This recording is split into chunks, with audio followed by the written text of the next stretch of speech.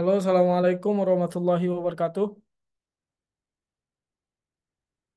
Halo, halo, Gaid,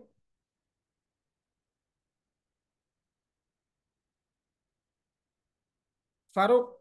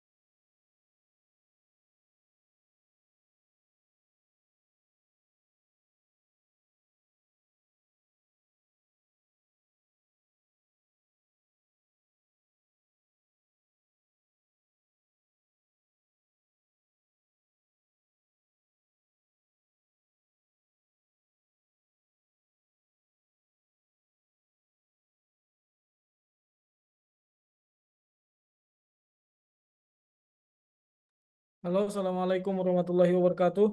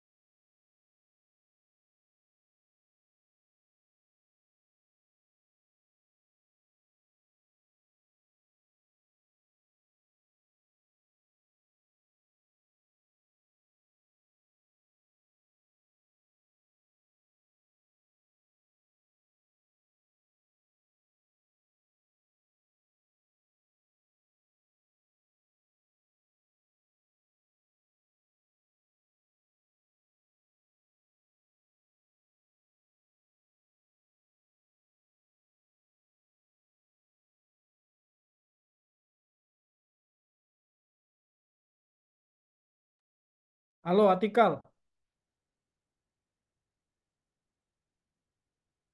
Halo, Atikal.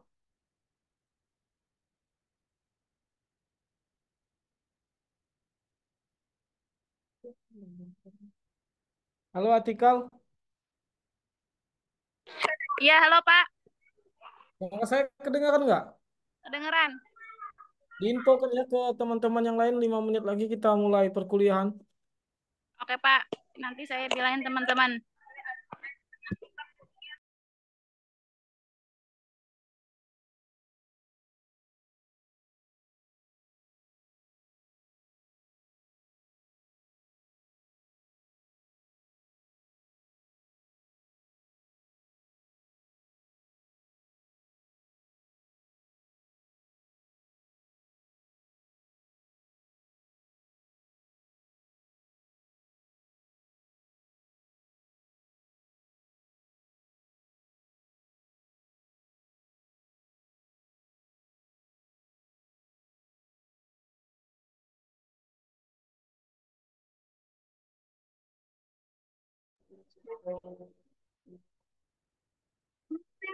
Bagi dirimu, aku berikan semuanya untukmu. Teganya kau ingkari rasa cinta ini sampai ku sakit hati. Kini sadar cintaku ini tak berarti untukmu. Kau bukan isi hatiku, kau buatku sekecewa itu. Di mana kau buatkan kau memilih dia. Ini kali maaf hatiku tak ada lagi untukmu.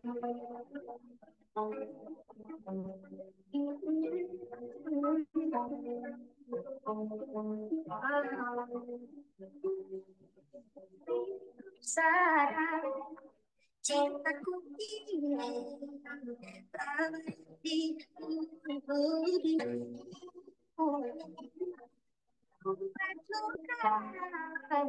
isi hatiku, kau buatku sekecewa itu. Di mana kau buatkan kau memilih dia. Ini kali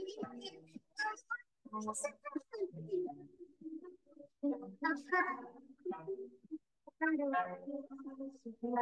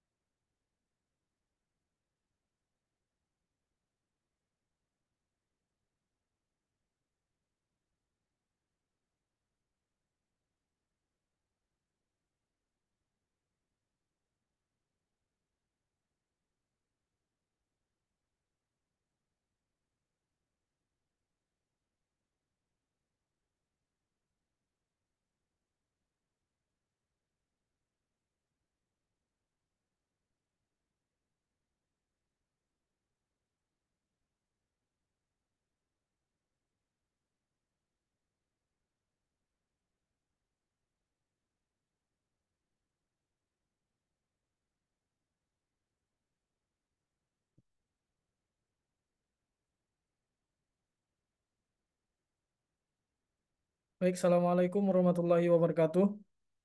Waalaikumsalam warahmatullahi wabarakatuh. Eh, Sebelum kita memulai perkuliahan ini, alangkah baiknya kepada mahasiswa agar mengaktifasi kameranya, karena biar perkuliahan kita ini interaktif, interaksi. Oke, pada yang lain untuk mengaktifasi kameranya, karena seperti biasa perkuliahan kita harus aktif, harus interaktif, harus terjadi dialog. Artikel,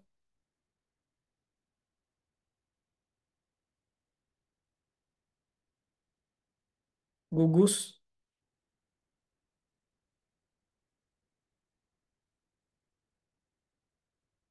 Gugus.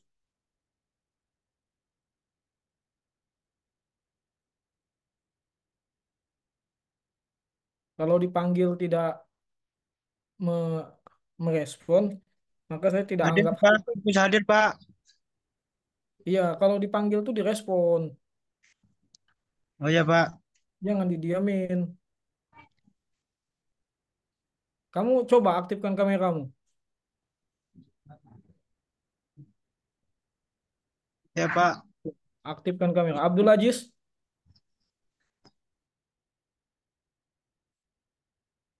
Abdul Aziz, Ya Pak, aktifkan kameramu. saya masih di luar ya Pak. Abdul Latif, Abdul Latif, Ya Pak. aktifkan kameranya. Ya Pak.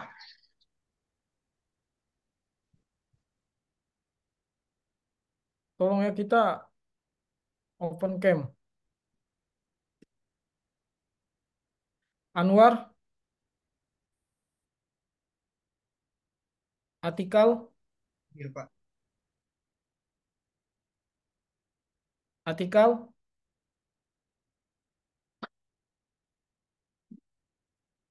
Inarotul, Hadir, Pak. mana orangnya nih?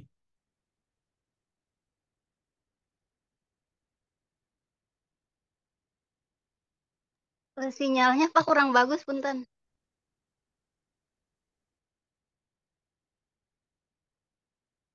Mubarok, Hadir, Pak. Syahrul Ibrahim, Hadir Pak. Atikal,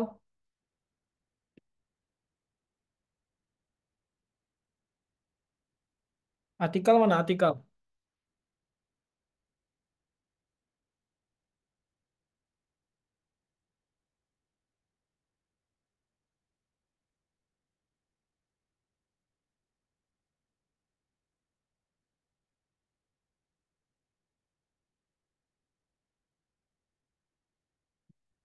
Oke, baik. Yang saya anggap hadir, Latif, Anwar Jelani, Jainal, Syahrul Ibrahim, Gugus, Aulia, Faruk. Oke, baik. Kita langsung saja memulai perkuliahan kita pada hari ini. Eh, Gimana mengenai UTS-nya kemarin?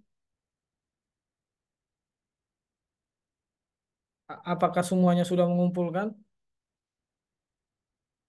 Halo? Sudah, Pak. Oke, Udah Pak. oke baik. Nah, hari ini kita melanjutkan materi yang kemarin. Ketika kita berbicara dalam konteks hukum perlindungan perempuan dan anak, maka yang menjadi objek perlindungan tersebut adalah perempuan dan anak.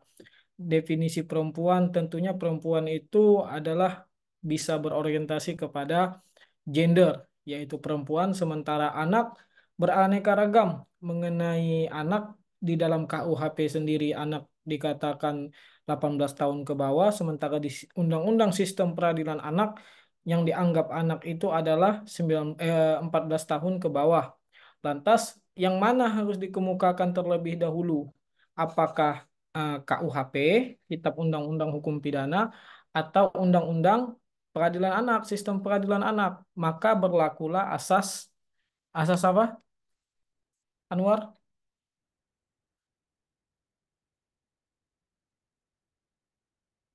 Asas apa?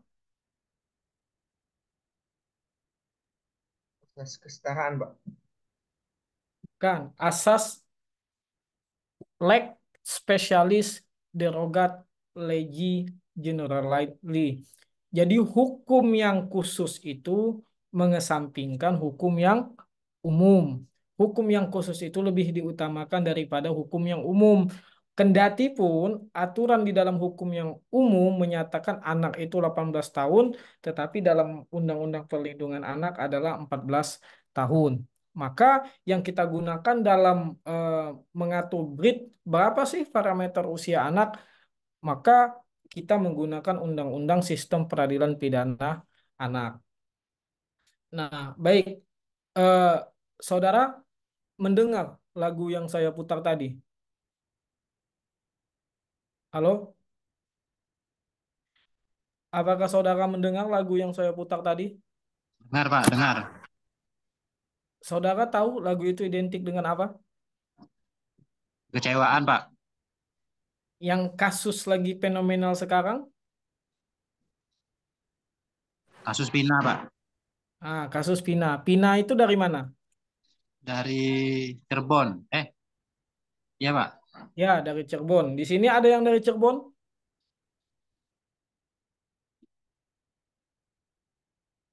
Yang dari Brebes? Nggak ada, Pak. Apa?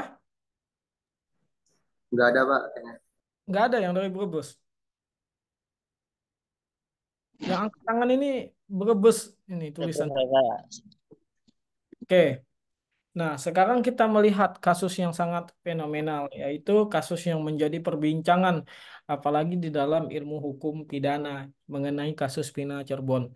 Nah, menurut saudara, bagaimana analisis saudara terhadap kasus ini? Apakah saudara Pina ini meninggal karena kecelakaan tunggal, atau ada indikasi-indikasi perbuatan pidana lainnya, seperti dibunuh, diperkosa, dan lain sebagainya. Silahkan saudara memberikan opini. Siapa kalau nggak mau saya tunjuk aja ya. Siap, Eh, Bapak. saya tunjuk aja.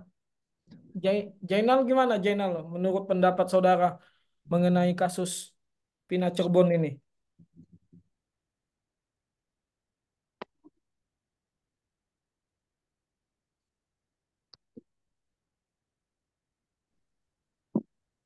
Gimana, Pak? Mengenai kasus Pina Cirebon, saudara tahu kasus Pina Cirebon? Tidak terlalu mengikuti, Pak. Iya. Walaupun saudara tidak terlalu mengikuti karena saudara belajar hukum perlindungan perempuan dan anak, maka suka tidak suka, senang tidak senang, saudara harus mempelajari kasus tersebut. Nah, karena Pina itu perempuan atau bukan? Iya, perempuan, Pak. Perempuan. Dan di situ pelakunya ada anak di bawah umur apa tidak?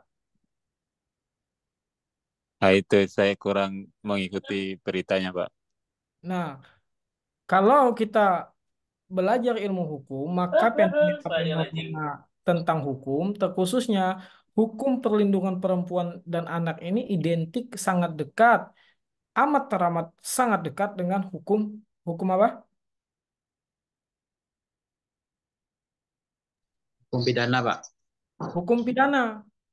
Karena memberikan perlindungan itu identik dengan hukum pidana. Ya, bisa juga perlindungan dalam konteks hukum perdata seperti ganti rugi dan lain sebagainya. Nah, kita melihat dalam kasus Vina Cirebon ini, gimana pendapat saudara Abdul Latif?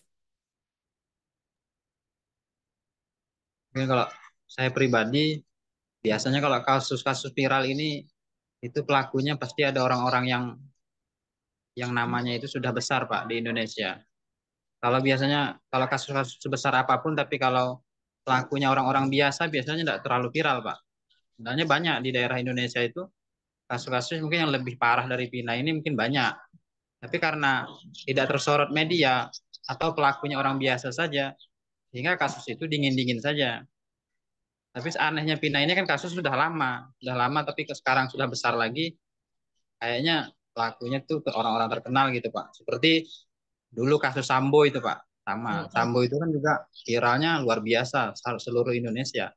Karena memang pelakunya itu orang terkenal. Tapi kalau pelakunya orang-orang biasa saja, saya rasa tidak seviral itu gitu, Pak. Itu saja, Ya, Pak, mungkin menurut saya. ya, bagus analisa dari Bapak Latif. Ketika kita berbicara mengenai suatu kasus, terkadang kasus itu ada, bahkan lebih parah. yang terjadi di masyarakat. Tetapi ketika kasus itu tidak dilakukan oleh orang yang besar, dalam hal ini orang yang berpangkat, orang yang menerima kedudukan tertentu, maka kasus itu amat teramat susah viral. Tapi manakala kasus tersebut dilakukan oleh orang-orang besar, orang yang mempunyai pengaruh, orang yang memiliki pangkat dan kedudukan, maka secara mutatis mutandis kasus itu viral. Why? Kenapa kasus itu viral? Karena satu, apabila kasus tersebut tidak viral, maka tidak ada keadilan. Seolah-olah seperti yang kita lihat kasus Vina Cirebon ini. Padahal kasus ini sudah lama, amat teramat lama, dari tahun 2016.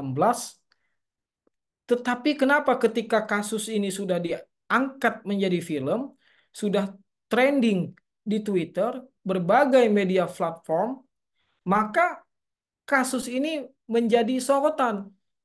Polisi extraordinary bekerja lebih keras lagi karena viral. Ada suatu ungkapan, no viral, no justice. Apabila tidak viral, apabila tidak menggelora, maka tidak ada yang namanya keadilan. Begitu juga kasus Sambo. Kalau seandainya netizen itu tidak memviralkan kasus tersebut, tidak ada trading di Twitter dan the other platform dan media sosial lainnya, maka tidak mungkin kasus itu begitu cepat. Tetapi ketika kasus itu dikawal terus oleh masyarakat, oleh people, maka kasus tersebut cepat diproses. Makanya dalam hukum pidana itu menanggulangi kejahatan itu tidak hanya menggunakan hukum semata, yaitu ingat pertama penal dan non non penal. Ketika kita berbicara menggunakan penal, kita menggunakan instrumen hukum, menggunakan instrumen kebijakan dalam penegakan hukum.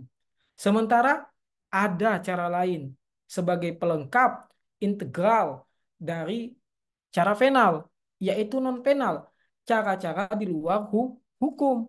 Contohnya apa? Non penal itu ya seperti yang dilakukan oleh netizen ini sekarang, mengawal kasus tersebut agar kasus tersebut adil dalam penanganannya, baik terhadap Vina sebagai korban maupun terhadap pelaku. Kita kita sepakat bahwa saudara Peggy alias Perong itu sudah ditangkap. Sudah ditangkap, kita sepakat hal itu. Tapi yang menjadi permasalahan, apakah benar yang ditangkap itu merupakan Peggy alias Perong? Apakah benar? Itu yang masih menjadi penyelidikan, masih harus dilakukan penyidikan oleh netizen sebagai pengawal instruksi penegakan hukum, instrumen penegakan hukum. Menurut saudara itu benar-benar Peggy alias Perong atau bukan, Pak Latif? Nah, itu Pak yang masih tanda tanya semua orang, Pak.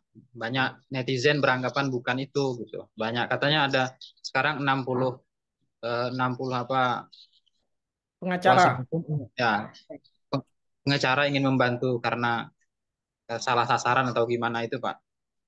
Iya, yang ditakutkan itu terjadi salah tangkap. Apabila salah tangkap, maka salah juga dalam penegakan hukum. Ada suatu asas, ada suatu adagium di dalam hukum itu, in dubio pro reo, bahwa hakim tidak boleh memutus orang itu dalam keraguan.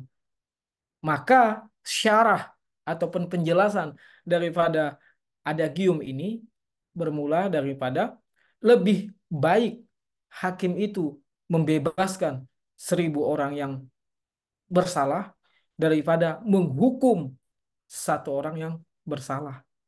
Apabila dia membebaskan 1.000 orang yang bersalah, dia hanya dapat mendapat satu celaan di dunia saja. Tetapi manakala dia menghukum orang yang tidak bersalah, maka dia akan mendapatkan 2 celaan di dunia maupun di di akhirat. Itulah asas in dubio pro reo. Hakim itu lebih baik membebaskan 1.000 orang yang bersalah daripada menghukum satu orang yang tidak yang tidak apa? Latif? Tidak bersalah, Pak. Tidak bersalah. Salah, Pak. Lebih baik hakim itu menghukum 1.000 orang yang bersalah daripada membebaskan 1.000 orang yang bersalah daripada menghukum satu orang yang tidak bersalah. Nah, begitu juga kalau kita kaitkan berkenaan kasus Peggy dan Vina Cirebon, ya benar, dugaan itu Peggy pelakunya. Tetapi apakah benar yang ditangkap sebagai kuli bangunan itu adalah Peggy alias Perong? Apakah benar itu? Maka diperlukannya penyidikan, penuntutan, dan persidangan. Karena di dalam perkara pidana itu tidak boleh asal prejudice.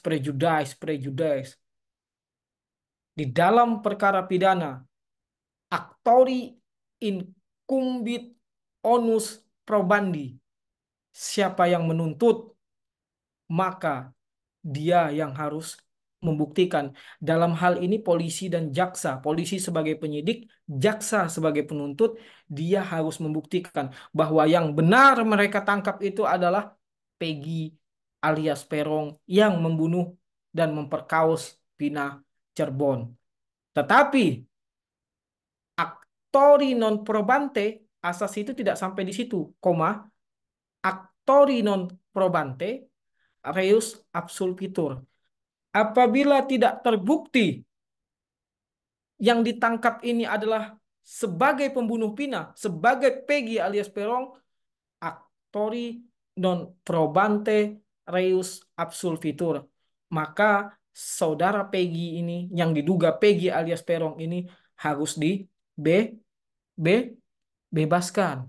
Karena di dalam perkara pidana itu tidak boleh menuduh dan menuduh. Di dalam perkara pidana, alat bukti itu in criminalibus probanteodes beden esse luce clariores, bahwa di dalam perkara pidana alat bukti itu harus lebih terang daripada cahaya. Ditambah lagi dalam membuktikan hakim. Dasar pembuktian kita adalah hakim memutuskan dua alat bukti berdasarkan keyakinannya. Jadi harus dua alat bukti itu harus ada dulu. Baru bisa hakim memutuskan berdasarkan keyakinannya bahwa Peggy lah alias Perong itu adalah pembunuh Vina Cirebon. Manakala dua alat bukti itu tidak terpenuhi, maka tidak boleh menuduh dan hanya menuduh. Begitu. Ada yang ditanyakan? Izin bertanya, Bapak. Silakan, Mas Raid. Ini Mas Raid ya? Iya kan? Ya, Raid. Ya, silakan Mas Raid. Pertanyaannya, jikalau ada suatu kasus dan ini sudah ditetapkan sebagai tersangka, bahkan sudah menjalani, terus setelah diselidiki ternyata yang bersangkutan ini terbukti tidak bersalah, apakah yang aparat jaksa sampai hakimnya itu dapat bertanggung jawab terhadap orang tersebut, begitu Pak? Jadi misalnya kalau ada apalagi kalau kasus pembunuhan sampai pembunuhan, apakah ada pertanggungjawaban dari pihak aparat jaksa atau hakim kalau betul-betul terbukti tidak bersalah? Seandainya begini, bagus pertanyaan Raid ini. Bagaimana ketika Peggy alias Perong ini bukanlah Peggy yang dituduhkan, bukanlah Peggy yang melakukan pembunuhan terhadap Vina Cirebon. Setelah putusan pengadilan bahwa Peggy yang ditangkap ini, Peggy Setiawan yang diduga sebagai kuli bangunan ini bukan merupakan terdakwa, bukan merupakan, kalau tersangka kan kasusnya sekarang penyidikan itu sudah dianggap tersangka, Raid. Jadi dia sudah disangka telah melakukan perbuatan itu. Nah, setelah tersangka, berkas tersebut dikirim kepada kejaksaan. Kejaksaan membuat tuntutan di pengadilan itu. Dakwaan namanya. Dakwaan dulu, dibuat suatu surat dakwaan, dilimpahkan ke pengadilan, maka setelah persidangan, tuntutan berdasarkan bukti yang telah disampaikan, replik, duplik, dan pledoi, maka tuntutan daripada dakwa. Ternyata saudara Peggy Setiawan ini tidak terbukti melakukan perbuatan pidana. Artinya dia diputus bebas. Lantas, apakah ada pertanggungjawaban dari polisi, jaksa? Kalau hakim tidak bisa. Hakim itu dia hanya menerima perkara. Dia hanya mengadili. Tidak bisa. Apakah bisa ganti rugi dari mulai kepolisian sampai kepada kejaksaan? Bisa. Melalui apa? Melalui restitusi. Jadi bisa melakukan gugatan restitusi, permohonan ganti rugi, restitusi maupun apa namanya rehabilitasi kepada si Peggy alias Peron ini. Bisa, Raid. Diajukan kepada pengadilan negeri. Jadi dia akan mendapat ganti rugi. Banyak kasus yang terjadi seperti yang dibawa kepada Mbak Najwa Shihab. Pada saat itu ada korban salah tangkap dari pihak kepolisian. Nah, maka apa namanya korban yang menjadi sasaran salah tangkap ini, dia bisa mengajukan gugatan ganti rugi, gugatan restitusi kepada pengadilan negeri terhadap siapa yang menjadi objek gugatannya itu, ya salah tangkap, salah duga, itu bisa, Raid. Bahkan dalam proses persidangan pun sebelum berkas itu masuk ke dalam persidangan, misalnya masih dalam penyidikan, misal nih, Raid ditetapkan sebagai tersangka, misal, tapi polisi dalam menetapkan Raid sebagai tersangka ini tidak memiliki dua alat bukti, hanya satu alat bukti. Dan polisi pun memperoleh bukti tersebut dengan cara ilegal, tidak menunjukkan surat kepada Raid bahwa telah dimulainya penyidikan, maka Raid bisa mengajukan gugatan pra-peradilan kepada pengadilan negeri bahwa penetapan tersangka Raid itu tidak sah. Jadi dalam proses penyidikan pun bisa, Raid. Tapi kalau untuk apa namanya dalam proses penyidikan pun bisa Raid itu mengajukan pra-peradilan. Bisa juga ganti rugi. Itulah namanya hukum prosedural pidana atau dikenal juga dengan hukum acara pidana. Jadi seperti kasus Pak Wamen pada saat itu, Prof. Edi Omar Sharif Hiraryaj, ketika dia ditetapkan tersangka oleh KPK, Komisi Pemberantasan Korupsi, dia mengajukan permohonan pra-peradilan bahwa penetapan tersangka yang dilakukan oleh KPK itu tidaklah sah karena tidak menyertakan sprindik kepada Prof. Edi. Sprindik itu apa? Surat dimulainya penyidikan. Oke? Jelas, Raid? Jelas, Pak. Terima kasih. Jadi, Raid, dari pra-peradilan itu berkas kamu masih di kepolisian, Raid, belum di persidangan. Kamu bisa melakukan itu, pra-peradilan. Jadi penetapan tersangka kamu itu tidak sah. Kamu hanya diduga saja. Kamu dijadikan tersangka karena terlalu dipaksakan saja. Tidak cukup alat-alat buktinya atau tidak cukup proseduralnya tidak pas. Kamu tidak diberi surat pemberitahuan dimulainya penyidikan. Jadi di dalam ini kita tidak berbicara tangkap tangan ya. Di dalam hukum acara pidana, dimulainya suatu penyidikan itu harus menunjukkan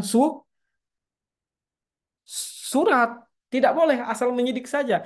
Kecuali dalam perihal tangkap tangan. Apa contoh tertangkap tangan itu? Misalnya seseorang tersebut membunuh di depan polisi.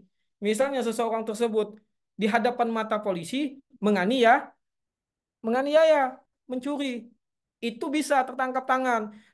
Tetapi kalau peristiwanya itu tidak berhadapan dengan kepolisian, maka apabila hanya tersangka, sangkaan, sebelum memulai penyidikan itu harus memberikan yang namanya surat seperindik. Surat dimulainya, pemberitahuan dimulainya penyidikan. Begitu, Raid. Kalau ganti ruginya bisa. Sebelum putusan pengadilan pun bisa mengajukan pra peradilan. Setelah putusan pengadilan pun bisa mengajukan permohonan restitusi ganti rugi. Bisa. Setelah hukuman juga bisa, Pak. Misalnya Bisa. sudah di penjara Bisa. 10 tahun. Bisa. Sepanjang dia bisa membuktikan di dalam persidangan lagi, seandainya dia di penjara, ternyata dia mengajukan banding. Putusan sebelumnya menyatakan dia itu terbukti secara sah dan meyakinkan melakukan tindak pidana pembunuhan. Nah, sampai putusan banding maupun kasasi, ternyata putusan hakim pengadilan tinggi atau Mahkamah Agung membebaskan dia. Dia tidak terbukti melakukan tindak pidana pembunuhan. Maka bisa mengajukan setelah ada putusan itu, bisa mengajukan restitusi, permohonan restitusi. Jelas, pasti dikabulkan karena putusannya bisa dilampirkan bahwa dia itu secara sah dan meyakinkan tidak terbukti melakukan tindak pidana. Itu lebih kuat, Raid. Tapi kalau putusan pengadilan menyatakan kamu bersalah, kamu mengajukan restitusi, saya tidak yakin kalau kamu itu akan diterima oleh hakim. Diterima, tapi dikabulkan tidak mungkin. Begitu, Raid. Oke, alhamdulillah, Pak. Ada lagi yang lain?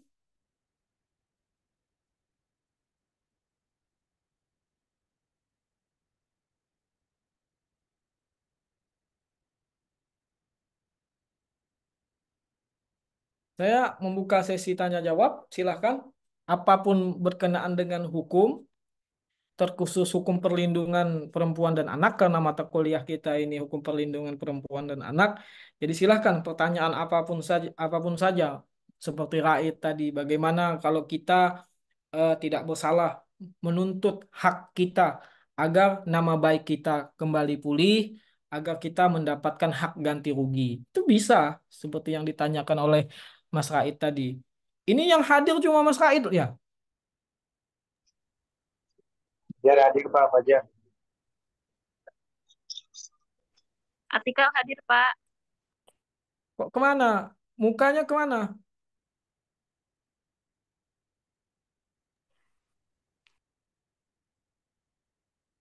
Pauji, Pauji, Siap, dalam Bapak. kamu mengikuti kasus Pina Cirebon atau tidak? Mengikuti sih tidak terlalu, Pak. Cuma kalau pas buka di medsos sering lewat gitu, Pak. Medsos apa yang kamu buka? Seringnya sih Facebook, Pak. Facebook. Kamu nggak punya TikTok? Punya, Bapak, tapi jarang. Bilang. Kalau artikel mengikuti kasus Pina Cirebon, Ya mengikuti tapi nggak terlalu mengikuti ya gitu sih, Pak. mengikuti tapi tidak terlalu mengikuti itu konteksnya itu seperti apa, Maksudnya, artikel? maksudnya nggak terlalu ikuti banget gitu. Paling kalau ngelihat berita di TV itu nonton. Terus kalau misalnya ada terbaru kan saya orang Cirebon ya, Pak. Jadi Oh, eh, artikel ini posisi lagi di Cirebon. orang Cirebon juga. Kamu sekarang lagi di Cirebon. Iya, di Cirebon, di rumah.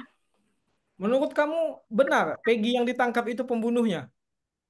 Kalau setahu aku, maksudnya yang aku amati ya Pak, itu tuh bukan sih Pak. Soalnya kan ada foto Peggy asli sama yang Peggy yang sekarang dituduh itu berbeda banget. Jadi aku baca-baca kayak gitu tuh sama berita sama yang komen-komenan netizen tuh kayak mengarah kalau misalkan Peggy yang sekarang tuh bukan Peggy yang melakukan gitu sih.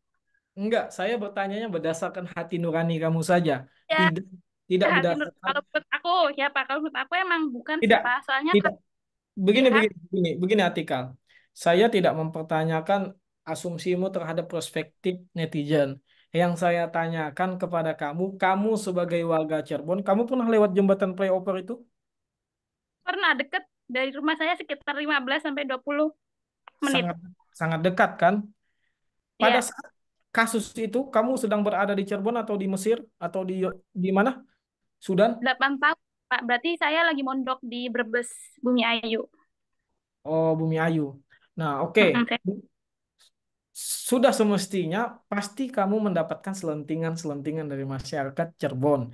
Karena peristiwa ini yang pertama mengetahui itu pasti penduduk lokal. Betul atau tidak? Betul. Ya.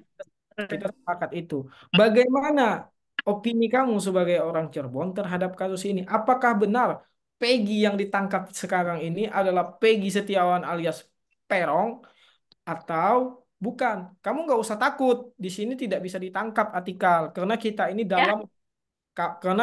dalam konteks akademisi. Akademisi itu tidak boleh ditangkap kecuali kecuali kamu memberikan keterangan liar di luar sana. Tapi kalau kita dalam konteks pembelajaran itu tidak masalah karena kita ini apalagi kita mengkaji mata kuliah hukum perlindungan perempuan dan anak. Nah, Pina sebagai korban itu merupakan perempuan, Saka sebagai pelaku juga merupakan sebagai anak. Jadi objek pembelajaran kita ini sangat tepat dan teramat tepat sasaran. Nah, kembali lagi ke pertanyaan saya, apakah Atikal berdasarkan keyakinan Atikal bahwa Peggy yang ditangkap itu merupakan Peggy Setiawan atau AA alias Perong? Apakah benar, Atikal? Kalau menurut saya tidak sih, Pak. Kenapa? Soalnya kan gimana ya, kalau penelitian saya ya, Pak, penelitian Ya, dari silakan saya kayak asumsi Atikal silakan. itu kan maksudnya film ini kan baru ditayangkan awal bulan Mei. Sedangkan kasusnya itu kan udah 8 tahun. Nah, setelah apa sih filmnya tayang baru apa ya belum sebulan kok Peggy-nya udah ketangkep. Jadi itu 8 tahun yang sebelumnya tuh polisi tuh nyari Peggy apa enggak. Terus tiba-tiba Peggy-nya ada di Bandung, sedangkan itu kan kuli bangunan ya Pak. Kalau menurut saya itu tuh di situ kayak ada permainan ya politik aja sih Pak. Jadi kayak apa ya? Kayak nggak mungkin, maksudnya tuh Peggy, kalau menurut saya Peggy yang aslinya itu kayak Peggy yang dilindungi banget lah Pak. Jadi kayak kalau Peggy yang sekarang ditangkap kan kayak seorang kuli bangunan. Jadi apa ya Pak, kalau menurut aku tuh Peggy yang aslinya tuh bener-bener dilindungi sama aparat kepolisian, sama dilindungi sama yang bener-bener orang, maksudnya orang penting gitu loh Pak, menurut saya ya Pak. Oke, berarti ada abuse of power di balik itu. Ada perlindungan yang cukup dahsyat di balik kasus Ya, Peggy dan Vina ini. Sekarang pertanyaan saya kepada Rizky. Rizky, bagaimana asumsimu terhadap fakta hukum yang telah disampaikan oleh Atikal? Silahkan, berikan asumsimu, Rizky.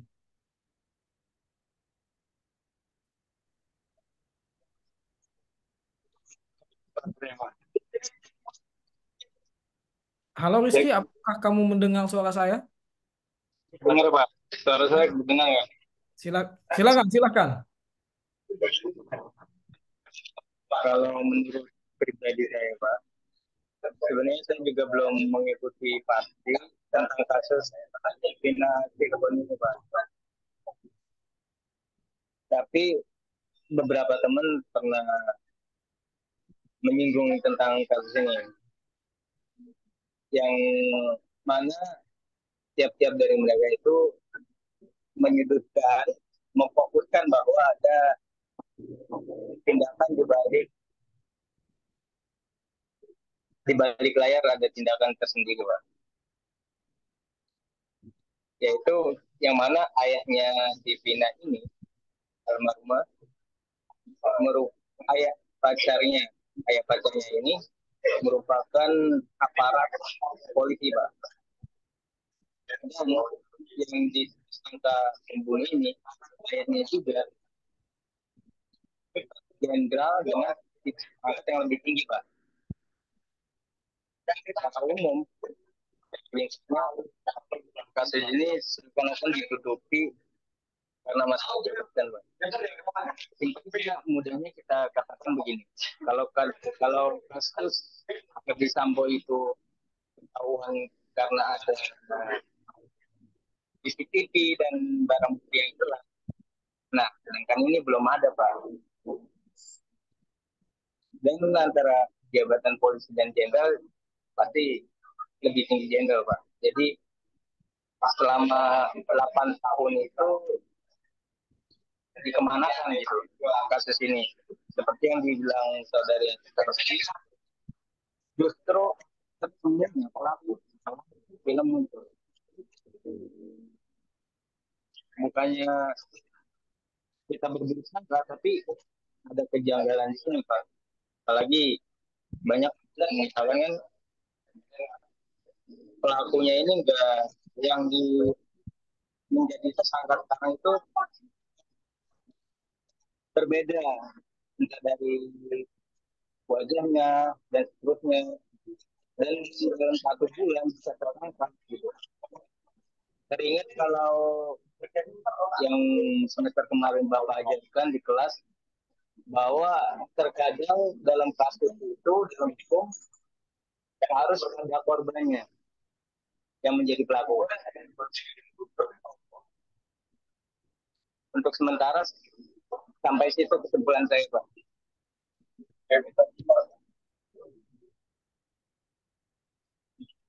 Mika belum dinyalain, Pak. Oh, makasih kepada Rizky telah menanggapi dari temannya Atikal. Saya ingin suatu closing statement dari Salim mengenai perihal yang telah disampaikan yang telah kita bahas tadi mengenai Pina Cirebon dan Peggy alias Peron. Bagaimana pendapat asumsi, bukan asumsi ya, fakta hukum yang saudara ketahui? Salim, silakan. Mengenai Vina, Pak. Ya, mengenai Pina Cirebon ya, Pina Cirebon. Ya kalau saya pribadi, saya lumayan setuju dengan pendapatnya Mbak Atikal yang disampaikan. Karena sebenarnya kalau apa namanya Pak, kalau melihat di film-film ya, atau enggak film drakor juga kadang Pak. Kalau seandainya pelakunya itu memang susah ditangkap pertama, atau enggak pelakunya itu memang punya kerabatan dengan pejabat, maka polisi itu ngambil gampangnya itu pengganti aja gitu untuk seakan-akan polisi itu bertindak dan juga dia mungkin bahasanya tidak mau ambil resiko gitu Pak. Jadi ambil yang menurut dia gampang untuk mengelabui orang. Jadi bahasanya kita tangkap ini orang sebagai kita jadikan pelaku. Kan orang awam itu kan nggak mungkin cek sampai maksudnya apakah benar ini 100% diyakin kalau dia pelakunya kan enggak. Kalau menurut saya setuju dengan Mbak Atika Pak mengenai Baik. kasus ini. Terima kasih kepada kawan-kawan semua telah memberikan fakta hukumnya mengenai kasus Vina Cirebon ini. Di sini kan ada 2 Vina yang menjadi sangat fundamental, yang sangat trending, Vina Cirebon dan Vina Garut. Tetapi saya lebih memfokuskan untuk membahas Vina Cirebon. Nah, ketika kita berbicara, Rizky kenapa ketawa ketika saya membedah Vina itu menjadi 2? Jadi ketika kita berbicara mengenai kasus di dalam pidana, pidana itu amat rumit dan sangat cukup rumit. Jadi apabila ada hukum yang paling rumit di dunia ini, yaitu hukum pidana. Makanya hukum pidana itu the last resort, upaya terakhir, ultimum remedium. Apabila hukum yang lain tidak mampu menyelesaikan perihal tersebut, maka hukum pidana lah yang digunakan. Jadi sebisa mungkin hukum pidana itu dihindarkan. Karena hukum yang paling rumit, yang paling banyak asasnya adalah hukum pidana. Setiap regulasi apapun pasti identik dengan hukum pidana. Di dalam politik ada hukum pidana politik. Di dalam negara ada hukum pidana terhadap keamanan negara. Hukum pidana internasional, genocide, seperti yang ada di Palestine, itu sama.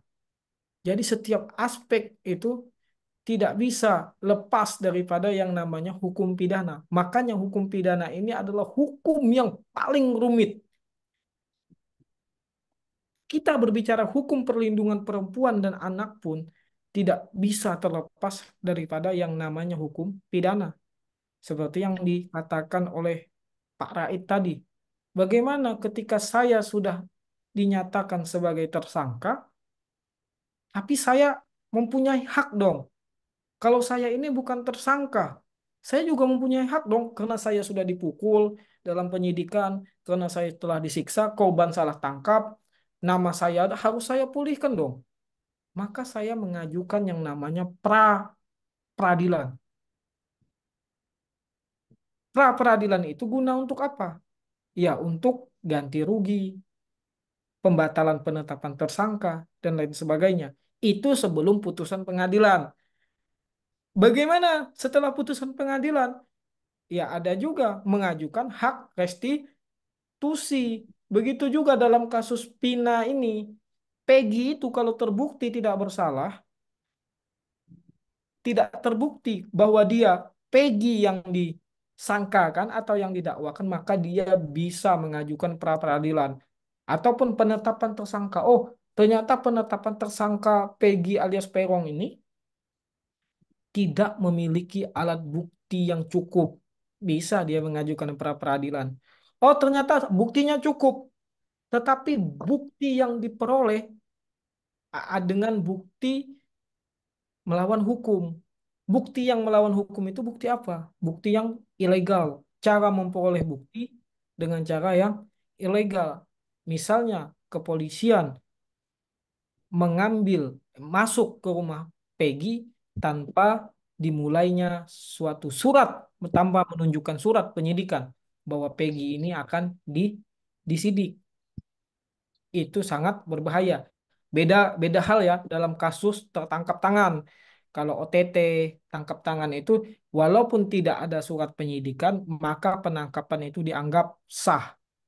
Tapi apabila perihal yang bukan tertangkap tangan, baru indikasi dugaan, dugaan dan dugaan, maka kepolisian wajib menunjukkan surat sprindik, surat perintah dimulainya pemberitahuan dimulainya penyidikan. Wajib itu. Jadi ketika saudara nanti menjadi advokat, ketika saudara nanti menjadi jaksa, ketika saudara menjadi kuasa hukum, pengacara, lawyer, saudara mendapatkan klien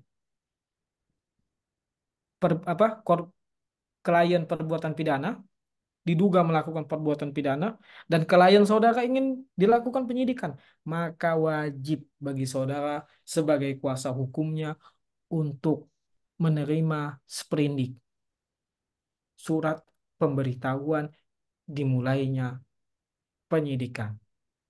Tidak boleh di dalam hukum pidana itu tidak mengindahkan human right, hak asasi manusia. Di dalam hukum pidana itu melekat yang namanya hak dan kewajiban.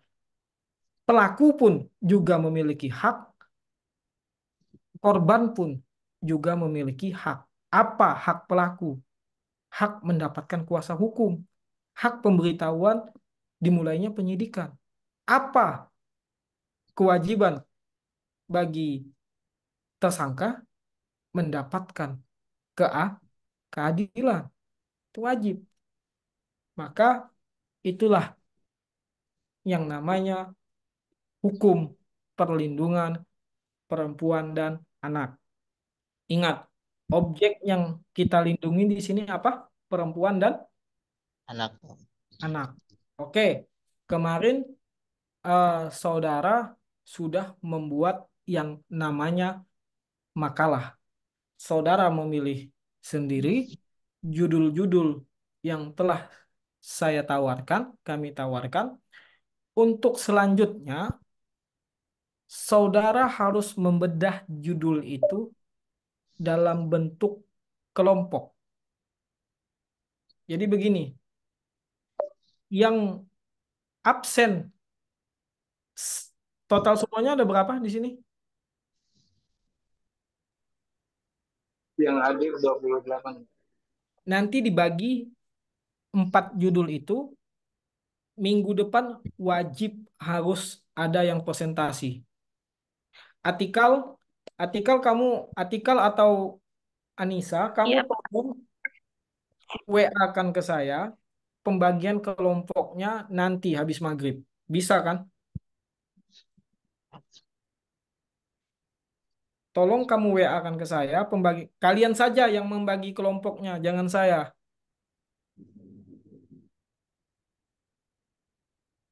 Untuk kelompok pertama akan membahas perlindungan hukum terhadap anak pelaku tindak pidana terorisme.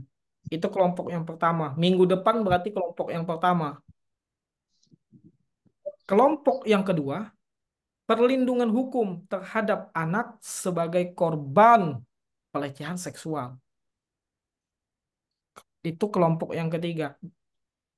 Yang ketiga, perlindungan hukum terhadap perempuan sebagai korban kekerasan dalam rumah tangga. Itu yang ketiga. Yang keempat, perlindungan hukum terhadap perempuan dan anak korban perdagangan orang. Jadi di situ ada 4 judul. Kalian tidak usah buat makalahnya karena makalahnya kalian sudah buat ketika kalian UTS tadi kemarin. Kalian cukup buat PPT. Itu cuma satu kelompok satu PPT. Berarti kan ini terdiri dari 4 kelompok. Jadi kalian buat PPT, kalian presentasikan. Minggu depan yang presentasi perlindungan hukum terhadap anak pelaku tindak pidana terorisme. Nanti Rizky judulnya saya share.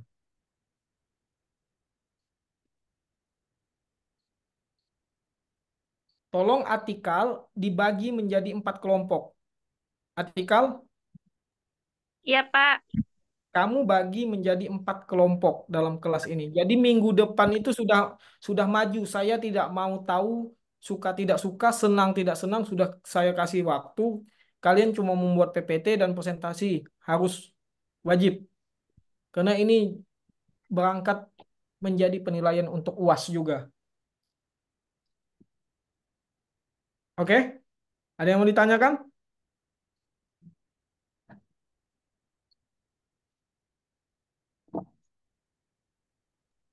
Sedikit Pak, bertanya Pak. Silakan. Tentang tadi yang kalau kasus setiap kasus harus ada surat dimulainya penyidikan Pak. Kecuali yang kasus berhubungan dengan tangkap tangan. Iya. Benar Pak. Ya, benar. Kalau kasus itu terjadi di keseharian Pak, seperti di Agak jelas suaramu. Tolong, suaramu ini agak kabur. contohnya kalau kasusnya itu kasus-kasus ringan seperti ini Pak, pelanggaran lalu lintas Pak, itu gimana Pak? Pelanggaran lalu lintas itu kejahatan atau pelanggaran? Pelanggaran Pak. Nah, di dalam pelanggaran, setiap pihak kepolisian ingin mengadakan suatu operasi, maka ada surat dimulainya operasi. Misalnya dari jam 8 pagi sampai jam 10. Setelah jam 10 itu, maka tidak bisa. Kita bukan berbicara dalam konteks etle ya. Etele itu etilang. Kita berbicara dalam konteks razia. Seandainya di dalam melakukan razia, polisi tidak memiliki surat perintah untuk melakukan razia, maka wajib bagi saudara Rizky meminta surat perintah tersebut. Apabila polisi tidak mampu menunjukkan surat perintah tersebut, maka secara mutatis mutandis penangkapan kepada Rizky itu batal demi hukum Rizky. Jadi emang harus ada proseduralnya. Begitu Rizky. Terima kasih Pak. Ya, dia bukan seperindik Rizky. Dia tidak menggunakan istilah surat pemberitahuan dimulainya penyidikan. Karena itu pelanggaran, dia operasi saja. Apabila polisi melakukan operasi razia harus ada surat operasi razianya. Nggak boleh polisi tanpa surat operasi razia, razia. Itu namanya batal demi hukum. Oke, ada lagi? Walaupun Saya, yang Apa, yang Bro Bos? menurut Bapak, mengenai tadi yang lalu lintas ada yang mengatakan tipiring gitu ya Pak, tindak pidana ringan atau apa itu Pak? Sependek pengetahuan saya, tipiring itu berbeda dengan pelanggaran lalu lintas. Tipiring itu misal saudara melakukan pencurian. Pencurian itu ada di dalam KUHP pasal 362. Barang siapa mengambil barang milik orang lain sepenuhnya atau sebagian untuk dimiliki secara melawan hukum, maka dipidana. Nah, barang milik orang lain ini nominalnya masih sangat subjektif. Maka, apakah sama seseorang mencuri iPhone 15 Pro Max dengan seseorang mencuri sendal? Apakah sama? Tidak Bapak. Tidak. Nah, maka oleh karena itu lahirlah penjelasan mengenai tindak pidana tipiring ini, tindak pidana ringan ini. Maka apabila pencurian itu nominalnya, barang yang dicuri itu di bawah 2 juta rupiah, maka itu dianggap dengan tindak pidana ringan. Nominalnya 2 juta, misal mencurinya sepeda. Sepeda itu harus dilihat nominalnya berapa kalau dijual, angkanya. Seandainya angkanya itu 1.999.000, maka itu tipiring atau pencurian biasa. Ahmad. Siapa Pak? Pencurian biasa Bapak. Bukan, itu pencurian tipiring. Kan syarat pencurian tipiring itu tidak Kurang. boleh lebih daripada nominalnya 2 juta rupiah. Tetapi apabila di atas 2 juta, maka itu pencurian biasa, masuk rumusan delik 362 KUHP.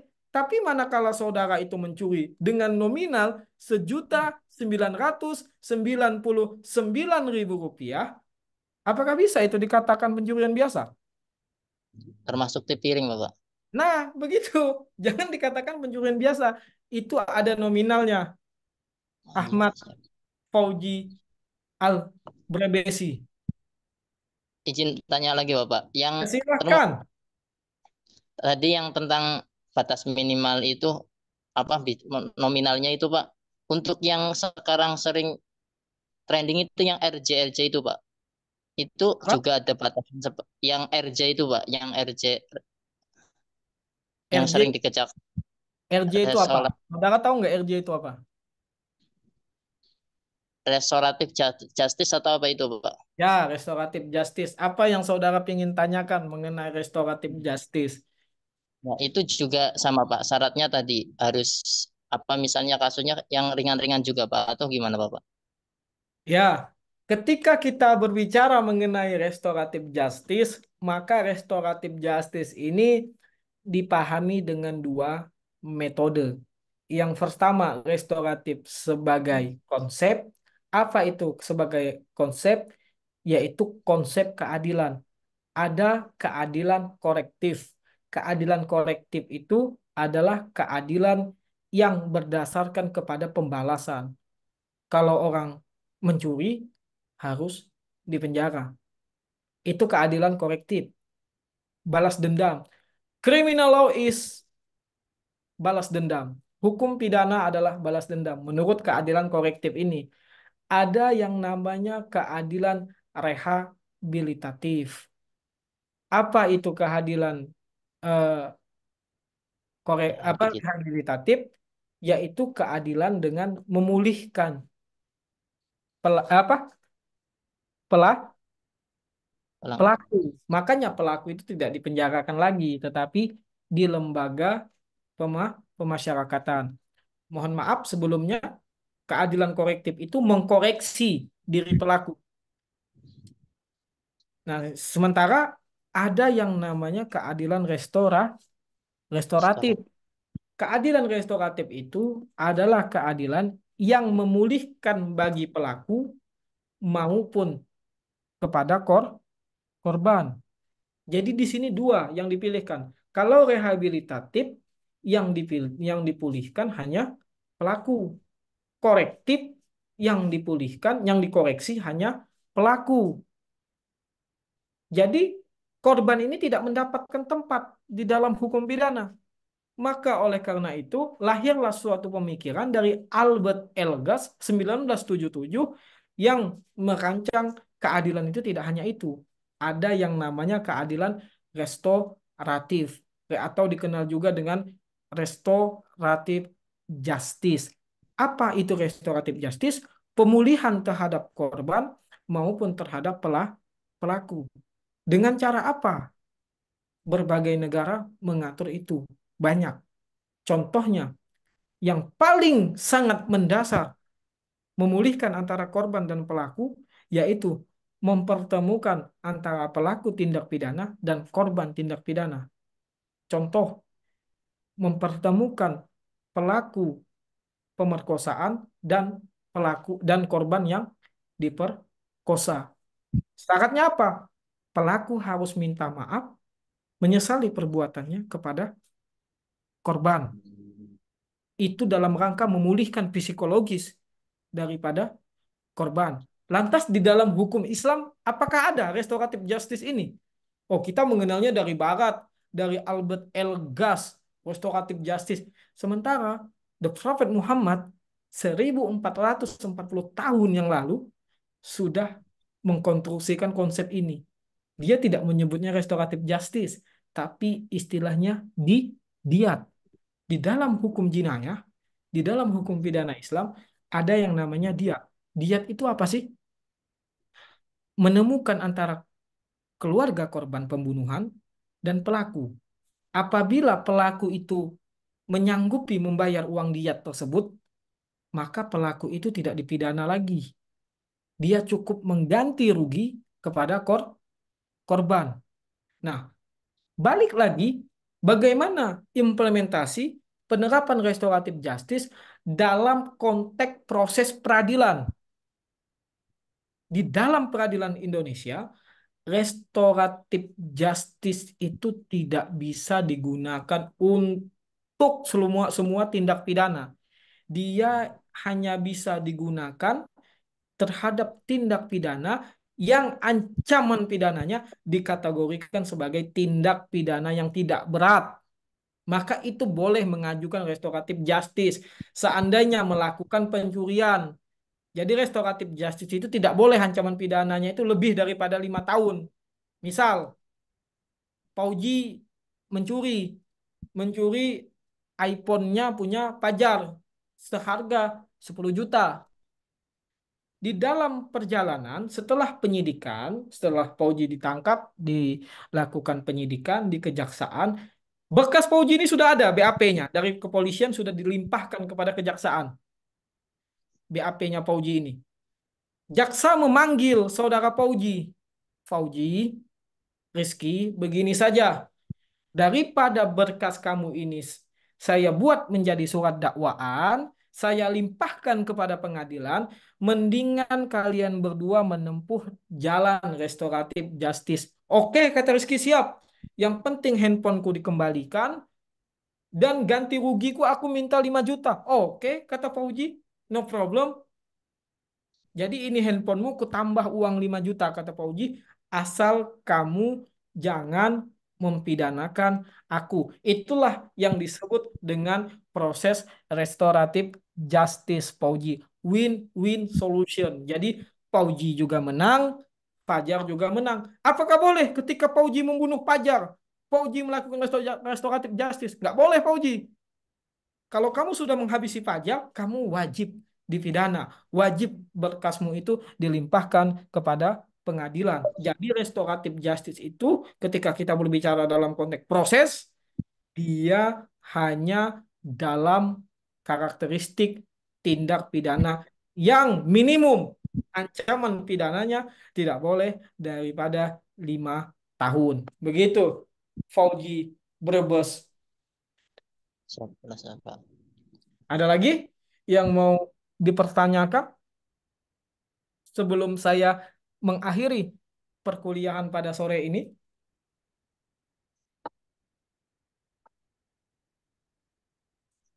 Cukup? Ya, cukup Bapak. Yang lain cukup? Juga, Pak. Jangan lupa kepada artikel kamu harus menyetorkan nama-nama kelompok itu kepada saya habis maghrib ini. Ini adalah amanah yang saya berikan kepada kamu karena kamu orang Cirebon sangat dekat kepada Pina Cirebon. Oke?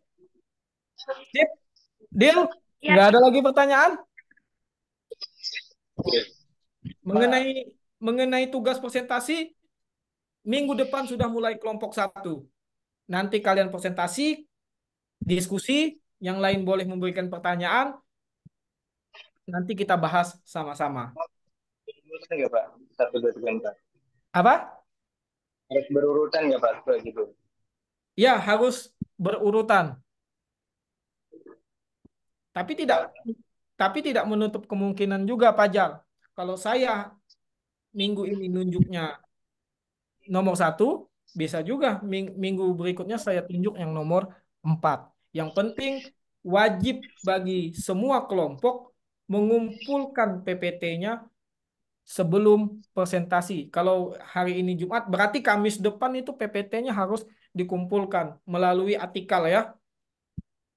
Dikumpulkan melalui artikel. Artikel harus dipastikan 4 itu harus hari Kamis PPT-nya sudah terkumpul. Jadi nama-namanya yang akan saya tulis di UAS, nama-nama yang ada di PPT saja. Dan nama-nama yang presentasi. Oke? Ada pertanyaan? Cukup Pak, terima kasih. Oke, cukup sekian perkuliahan kita pada hari ini. Semoga perkuliahan kita pada hari ini dirahmati oleh Allah Subhanahu wa taala. Ilmu yang kita dapatkan pada hari ini bermanfaat. Yarfa'illahu alladzina amanu minkum walladzina utul ilma darajat. Wallahu muwafiq ila aqwa minkum. Wallahu muwafiq ila aqwamit thoriq. Syukran jazilan. Jazakumullah khairan. Wallahu muwafiq ila aqwa minkum. Wassalamualaikum warahmatullahi wabarakatuh. Waalaikumsalam warahmatullahi wabarakatuh. Terima kasih, Pak. Ya, sama-sama. Sehat selalu semua. Sehat selalu, Bapak.